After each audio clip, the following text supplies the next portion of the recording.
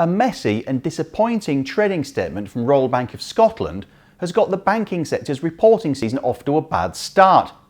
Unfortunately, this may even be a further negative for broader sentiment, given the area's importance to the overall stock market's earnings and dividend growth forecasts for 2016. Hello, I'm Ross Mould, AJ Bell's Investment Director. I'm here today to take a quick look at the bank sector, one of the most potentially influential areas for the UK stock market today.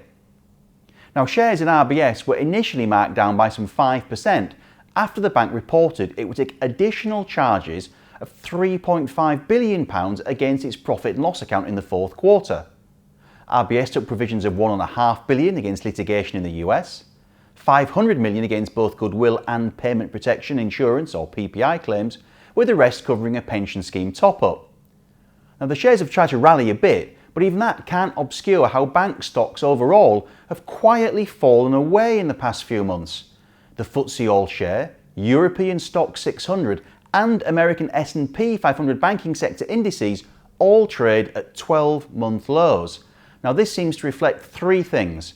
One, gathering concern over the overall strength of the global economy.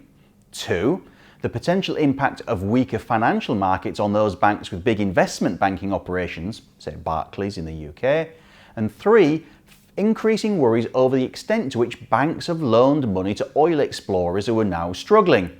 There's no indication yet that this is a problem for UK lenders, but national and local US banks have all started to increase their loan loss provisions here after the latest plunge in oil prices and moves by rating agencies like Moody's to review crude producers' debt ratings.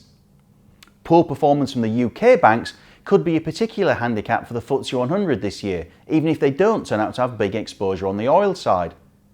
Banks represent 13% of the index's market cap and 21% of forecast profit, based on aggregate consensus analyst forecasts for 2016.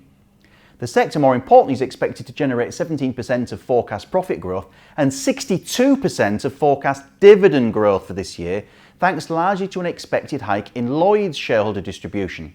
However, these figures are based on the assumption the big five banks between them earn just under £35 billion at the pre-tax level this year, just 3% less than they earned at the peak in 2007.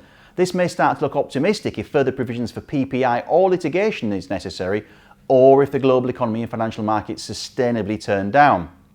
HSBC reports full year results on the 22nd of February, Standard Chartered the 23rd, Lloyds the 25th, RBS the 26th, and Barclays on March the 1st. So let's see what they all have to say then. Thank you for watching, and I look forward to seeing you next time.